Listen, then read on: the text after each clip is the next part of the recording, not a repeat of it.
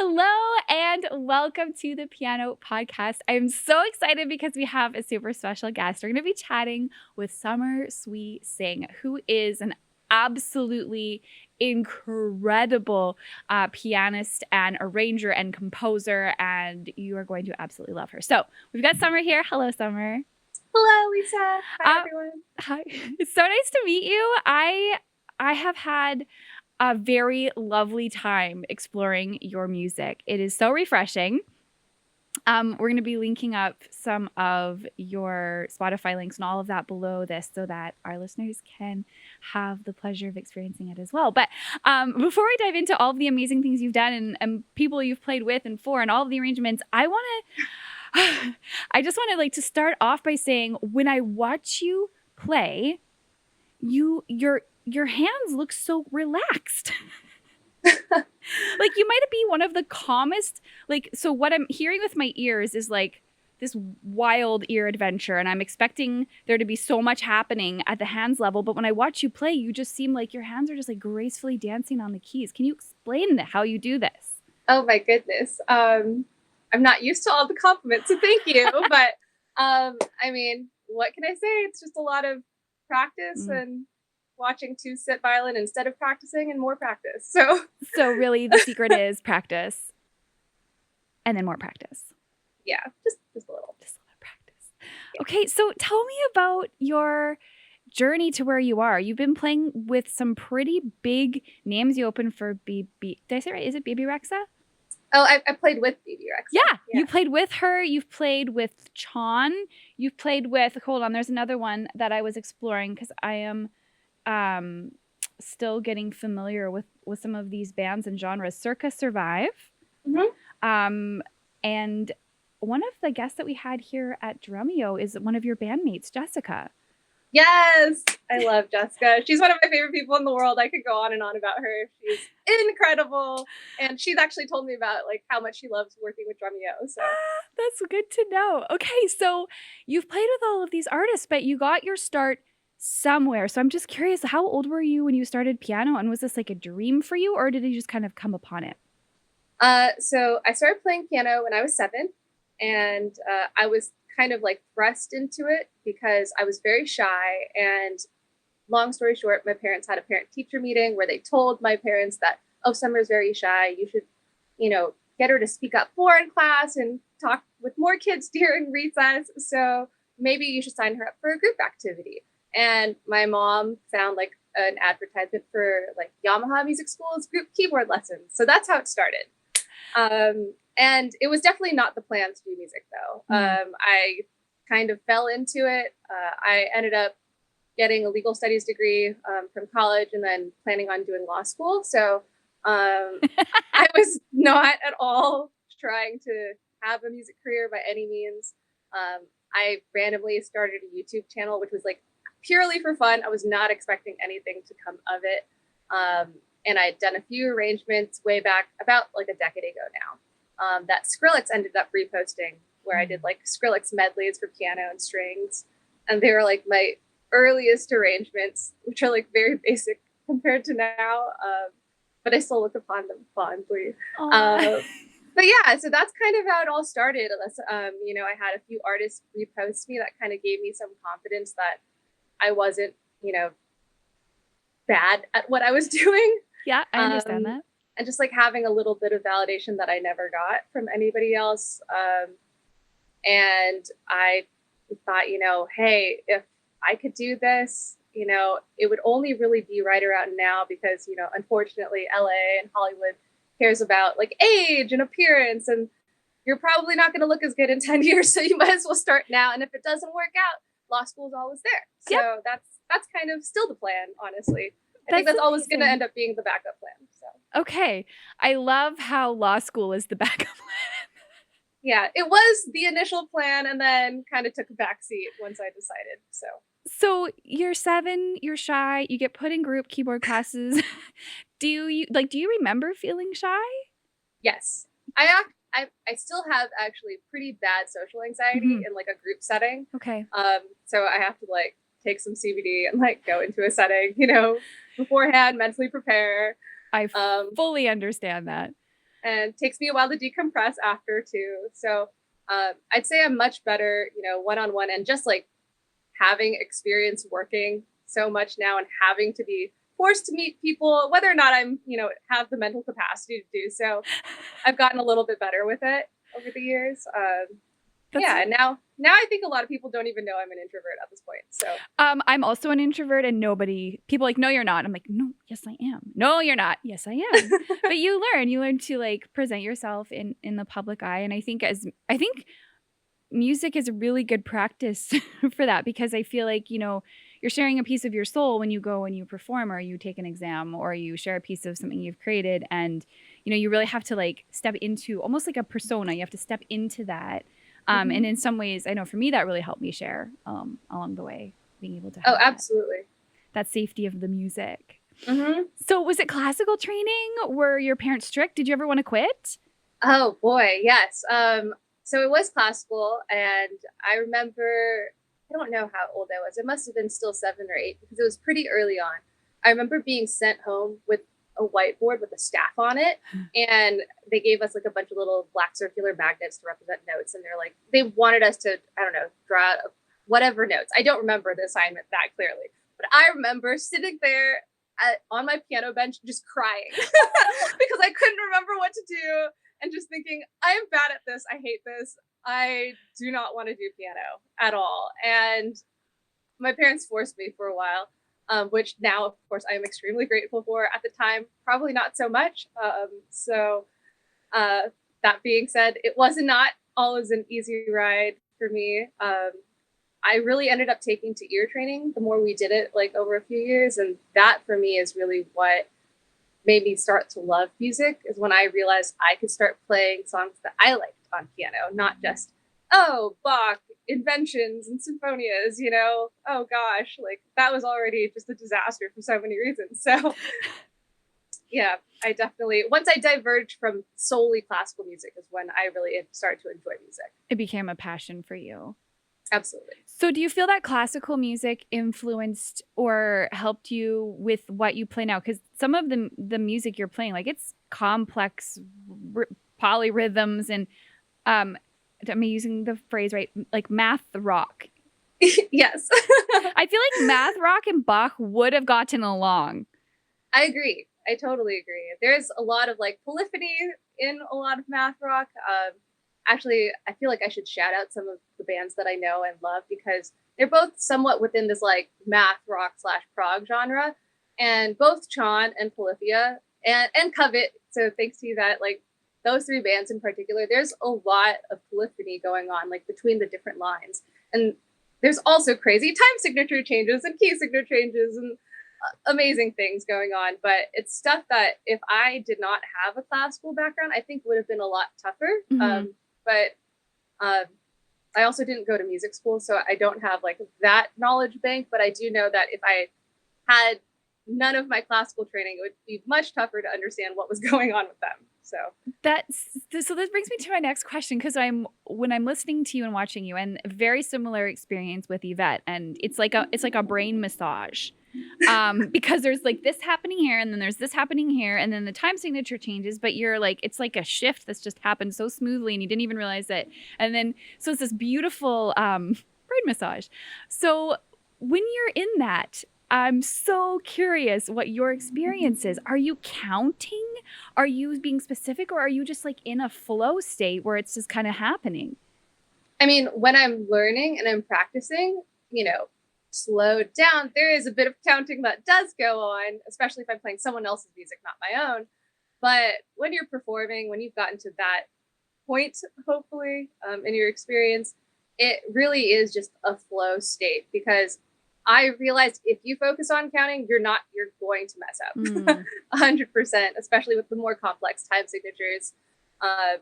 There's no way I'm going to count like 3 bars of, 9 and then a bar of 5/16. It's just, that's not going to happen. I will just mess myself up. And yes, that is something that actually happens in a Chon song that really stressed me out when I was learning it. So that's, from experience, definitely you just have to get the feel. And once you listen to it enough and you get the feel, then it just kind of locks in. And I do that. There's a song that my friend Naya that I play with him put out called Voodoo, and it's a 9.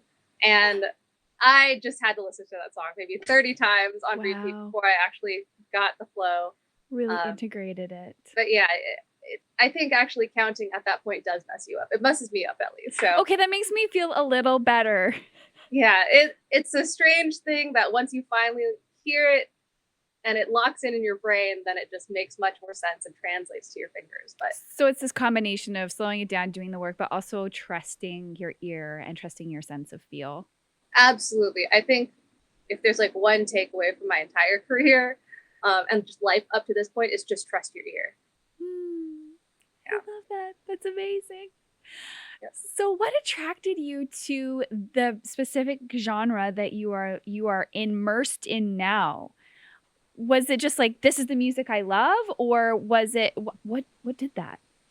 So, okay, I have to give a little backstory. I Okay. had solely listened to classical music until high school, with very few exceptions. There was an exception of the Space Jam soundtrack that my parents let me have, right? That was good stuff. And then also one Spice Girl CD, because all the popular kids had it, and I just wanted, I wanted a little bit of that too. So I had the Spice Girl CD as well. And then the rest of it was just all classical. Until high school. So my parents were very strict regarding that.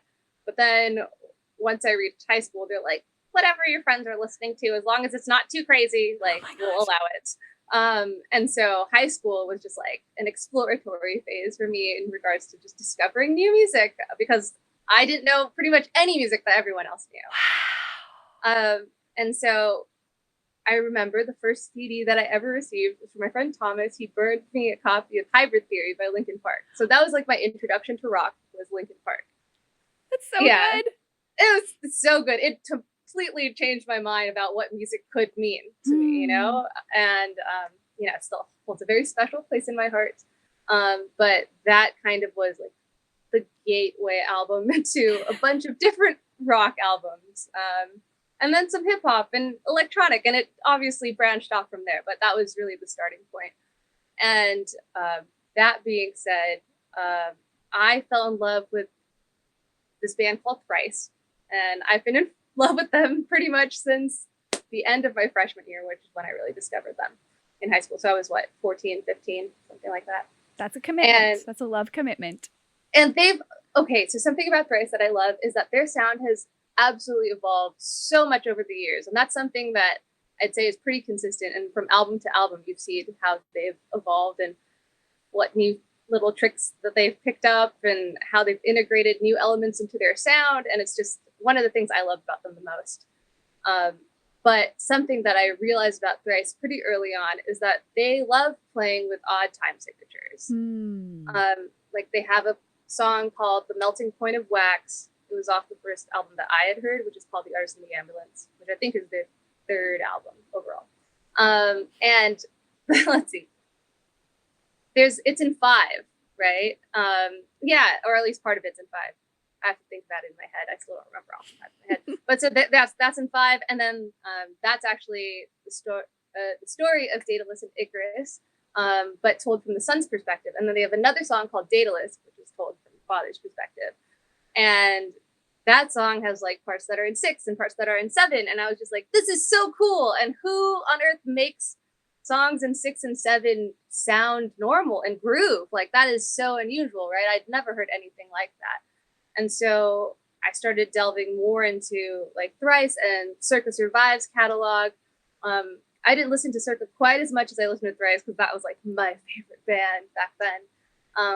But I remember discovering some of their songs and thinking, wow, this is so unique and so different. And both bands really know how to seamlessly shift from time signature to time signature, shift, melodically. And it's just, they were doing all these really fascinating things with music that you'd hear about conceptually in theory lessons, but you didn't ever see applied in classical music in like this format, right? Or even in popular music, because there's not a lot of 7/8 or 5/8 in popular music. Not.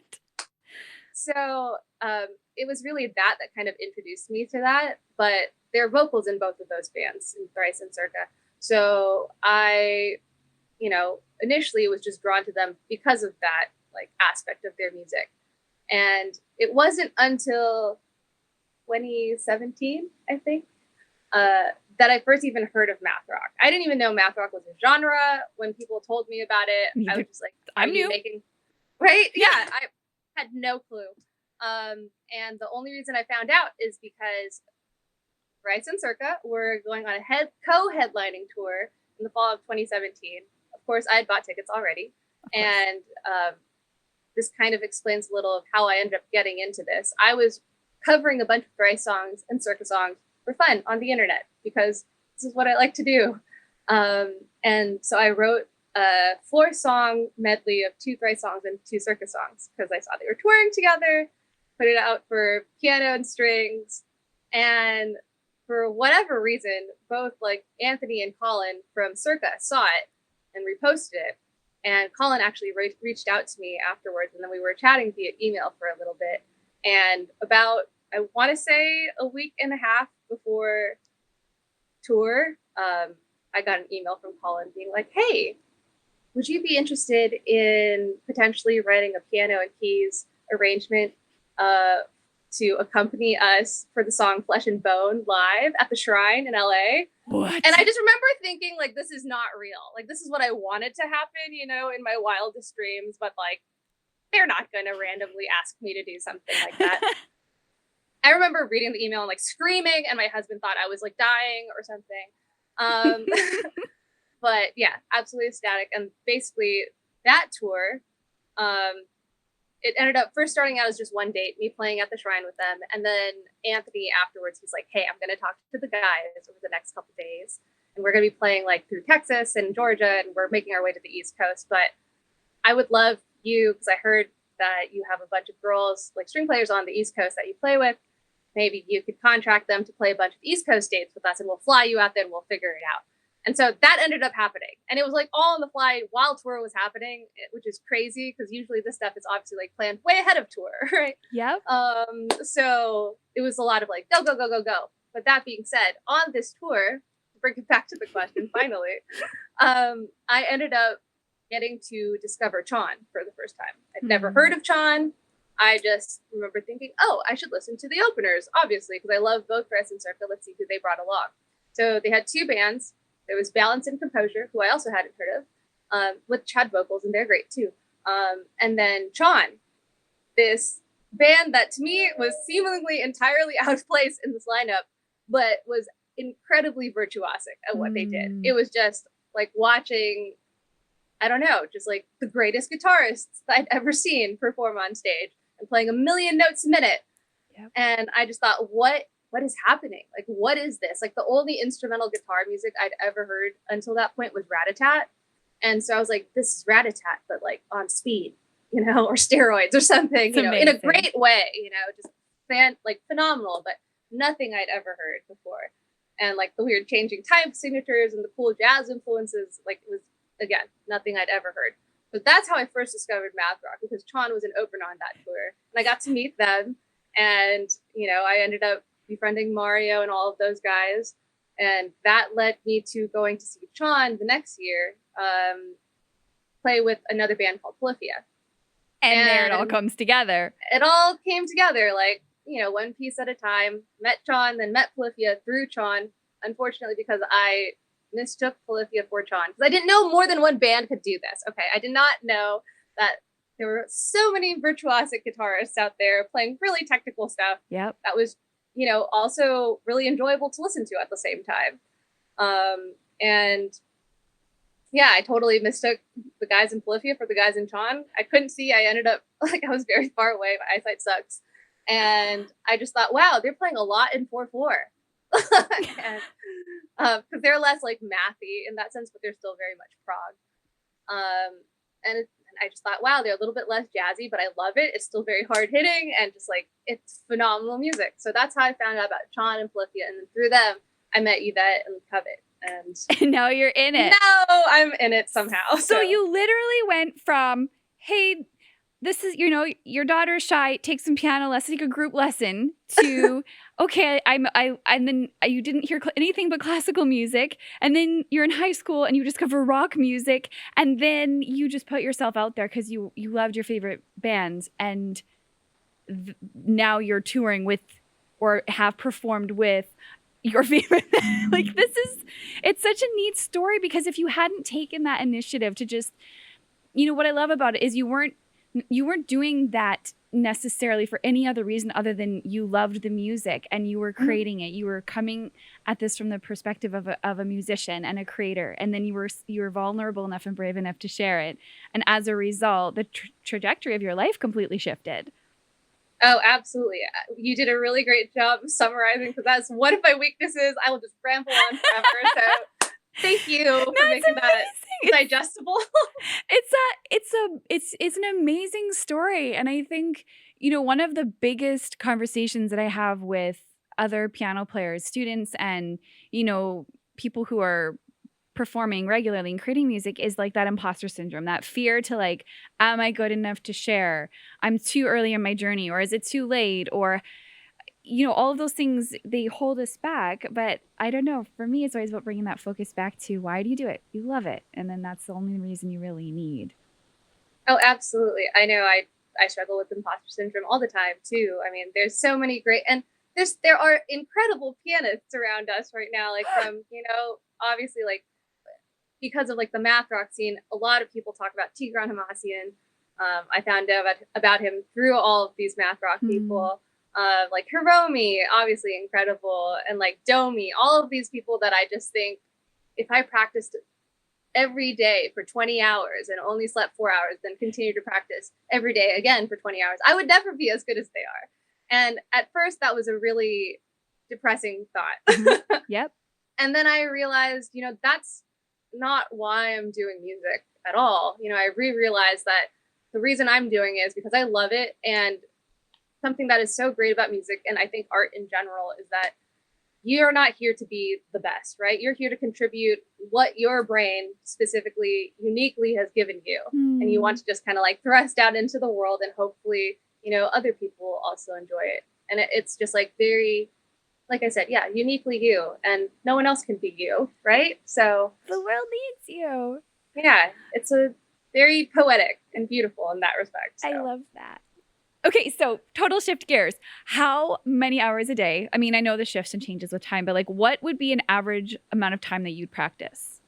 Oh boy, I guess it really does depend on the day and like if I have gigs or sessions, but it'll literally be anywhere from 45 minutes to 3 hours usually. Yep. Okay. That's kind of what I thought too. It's like, when you're preparing for something big, you get a few hours. When I was growing up, my dad was like, there's this, this kid, and he was so good at piano when I was growing up, and he practiced 6 hours a day. So that was always like the push. My parents were like, you got to practice more. And I was like, I'm not practicing. Who practices 6 hours a day? So I always ask very skilled musicians, how many hours are you practicing? And I've yet to meet one that's like, I practice 6 hours a day. So I think my dad was telling me a story. No, well, okay. With that, I hope it's okay to interject here. Yes. So I know a lot of people who did practice crazy amounts a day, like 6 hours. But they're also like the craziest virtuosic musicians I know. And another thing that is to be noted is most of them did not go to traditional school. A lot of them were homeschooled. And so would have much more time to do something like that versus, if you have traditional school, when at least until like 2 or 3, you're busy, and then you have homework, and then, it's hard to fit it all in. It's very different. But that being said, growing up, and I don't know how I mean this, but I did not practice very much growing up. I did enough to get by so that my teachers would not get upset with me. And, I did the CM exams, Yamaha exams, all of those, I practiced enough so that I had my scales down and, whatever etudes I needed to know. Sight reading, which has always been the bane of my existence, all of that. Yeah. I did a lot of the time, unfortunately, the bare minimum. And I look back and I think, oh boy, if I just pushed myself more, but that being said, I practiced between 30 minutes to an hour a day growing up, like not a lot. I know there were kids practicing 6 hours a day or 2 hours a day, and Yeah. I was not even close to being one of those kids. For me, it was always like academics first, and then like if you have time for music, that's what happens afterwards. So that being said, I just think if you really hone in on your ear and like practice intelligently, you don't necessarily have to practice X amount of hours a day. It's Yes. like almost anything else. If you have a focused agenda and you do it wisely, I think a little can go a long way. I would fully agree with that. So taking that, like, you know, you had your you did enough practicing, and then you got really passionate, and that probably super motivated you to spend the Yes. time, right? Because you're immersed in an experience of music that really resonates with you. How did you prepare and manage, like, sort of the next step from there is, you know, you're getting on stage. And so like that BB Rexa performance, you're on Ellen. And from what I read about that is like, you didn't have a ton of time rehearsing. You were just kind of there. And I'm watching that performance and I'm like, oh my gosh, I would be losing my mind because the piano was so highlighted. Like you were important in that moment. I'm like, you know, what I'm curious about is, you know, how'd you stay calm? Well, I have anxiety, and that's a great start to staying calm. You know, I mean, I feel like my base level of anxiety at any given point in time is pretty high. So anything beyond that is not that so you're used much to worse. Yeah. Like partially, I truly believe it's partially that. And then partially was that, I mean, it was really like so cool to have that experience to play on national TV. But compared to Tron and some of the other gigs that I've had, that it's like very cerebral, and I can't mess up. There's all these like time signature changes and key signature changes, and then I also have to conduct the string players. This was an extremely easy gig in comparison.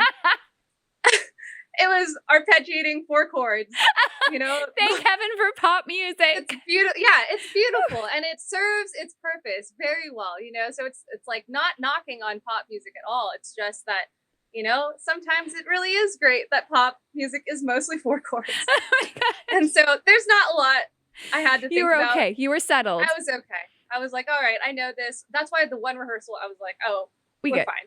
We'll be fine. It's not like you're changing between complex time signatures and the whole band is counting on you. How do you stay focused? That's my question. You know, for me, I have attention problems, and I would love to know how you manage to stay fully engaged and focused through an entire performance. Has that ever been a struggle for you? Have you ever had a moment where you're like, oh, where am I? Not as much, just because I got distracted, but I have gotten distracted by the audience sometimes. Like I'll hear someone say my name. I'm like, someone knows my name. And it's like partially exciting, but also like, Summer, come on, focus. Right? But that being said, I'd say the thing that actually takes me out of it the most is realizing someone that I'm playing with might not be at the right spot. So usually, like, because with both Chan and Circa, I was writing not only for like myself, but also for strings, right? And so I also, whenever I'm doing this, I wish I had my book with me. But like a conductor, I like to think of myself, even though I'm very much not a conductor. I had the full score of everyone's parts written out. And so every time we're moving, I'm literally like checking to make sure everyone's playing the right part. And I have them all, tabbed out, and, oh, okay. Like, oh, violin 2 is off. Like, you need to be in, like, I'll be like, oh, H is coming up in like 2 measures. So 1, 2, wow, 4, H, just making sure everyone is on. So it's not just me that I'm worried about. So that might take me out of it sometimes. That's incredible skill. I just think, well, I feel like I am one of my strengths. I don't have that many, but one of my strengths is definitely like staying focused while I need to. So I think just being like very present, because I'm also very afraid of failing. It's a powerful motivator. It's an extremely, honestly, maybe one of my largest motivators.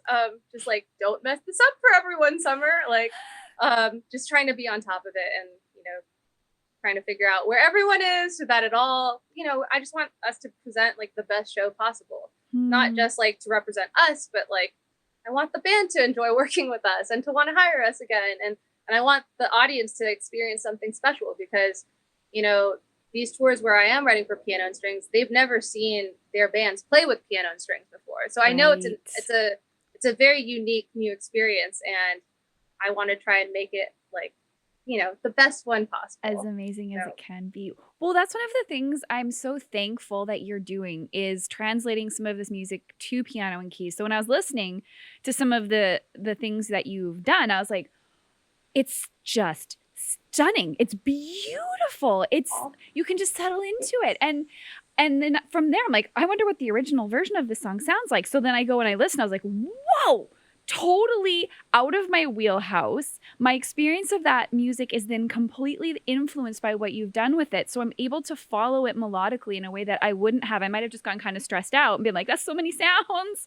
And what's happening? So it's really, really amazing how you're bridging that gap for a lot of people. I think that's super cool. Thank you. I'm really glad. I mean, that's definitely, part of the reason I want to do it too and like continue doing it is because I want people to digest the music that they love in a slightly different way, right? New experience. It's different for me too. Once I write to this music, I never hear the music like the initial way that I the same way again. Before, so that's very cool. Yeah, it definitely affects it for me as well. How do you manage like the pressure? You've mentioned a couple of times that you struggle with anxiety and you are very motivated by not failing. And you're playing with some pretty intense bands that require a very high level of skill. So how do you manage that pressure? Like, how do you do it? I over practice. Okay. And I think that really is it. I've gotten to the point where, I enjoy music so much that I've understood the importance of practicing for a long time now and how it correlates to how you're going to perform, and I want it to be very second nature for me, even though I don't know if I've ever gotten to that level, in my performance, but it seems it's much easier. The more you practice, especially strange time signatures and all of that, and putting in those hours, the easier it's going to get, right? The confidence that comes with competence. Absolutely. Because when I first took on, especially the Tron tour, I'm not going to lie, a lot of anxiety. I mean, there's a lot of anxiety, like I mentioned, all the time. But that one in particular, because I thought, oh my gosh, they're entrusting me with so much. And I don't know if I can do it. And I know there's that imposter syndrome. And I feel that way a lot of times with like different gigs, like for like, oh, why is this person choosing me to do this? Right. As much as like, I'm very excited, I'm always just worried that I'm not going to live up to whatever they expect. And I want to exceed expectations, not just like live up to someone's expectations, And so in that respect, it's been tough, struggling with myself mentally and just being like, you just have to practice extra more than you think you would. Like, instead of like, practicing up to 3 hours, like before the Chan tour, I was practicing like 8 hours a day because I was writing and then like editing things and then like working it into what I was writing, practicing because you were fully immersed. I was in it. I was in the thick of it. So I just knew that I didn't want to mess up and I wanted to make a really good impression on this math rock crowd and just these guys because they were so kind to even think of me for that tour. And so there was a lot of different pressure and I think I can deal with it, especially leading up to a performance pretty well. Usually after a performance when I'm like on vacation mode or whatever, then it hits me and then I'm dealing with like all the like physical aspects of my anxiety. It's not necessarily healthy. I started therapy recently, so that's great. So hopefully that'll help me process everything better. But it's definitely not easy for me to deal with the anxiety. Thank you for sharing that. Yeah. I think so many of us are up against that at various points in our journey. And I think it's just so important to acknowledge and talk about because makes it less of a scary or a thing that we are like, must be something wrong. I'm on the wrong path. This makes me so anxious. And I would say like, Sure. probably the reverse. You're probably on the right path if you're anxious. Probably means Right. you're headed the right way because you care. It means something. So I have a couple just really quick last questions. I would love to know, if there was one piece of advice for our listeners out there about practice and, you said intelligent practice. What would it be? Like practice your technique and scales, or what would you have for the people listening here who are like, okay, I'm feeling fired up. I'm gonna go to the piano. What do I do? I mean, for me, of course, scales always very important. Scales and Always scale, arpeggios, scale, there's scale, always going to scales. be that, right? But aside from that, I would say just practice like transcribing and playing as much by ear as possible, because my own personal career, obviously I can't speak on behalf of anyone else, about 95 to 97% of the work that I do is all by ear. Like when I played on Ellen, I mean, granted, some gigs are going to be easier than others here, in every aspect. But when it comes to that, I was never given sheet music for that gig or Tron or any of that, right? Like sheet music is great to learn, and sight reading is a great tool, right? But most gigs I play are absolutely done by ear. So just honing in on your ear training, spending time trying to figure out what you like to listen to, not just like what you must practice for your teacher, right? And I think also spending time trying to figure out what your own voice is in regards to the way you want to arrange those pieces that you do hear and you do write out. Because for me, that was kind of my, what's the word I'm looking for? I guess like gateway into arranging and composition was first just transcribing, like note for note. This is what I hear.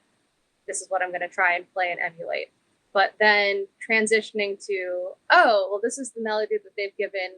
Let's see how I can change it, but still like, hold on to, like the meat of it, right? Yes. And make it a little bit more my own.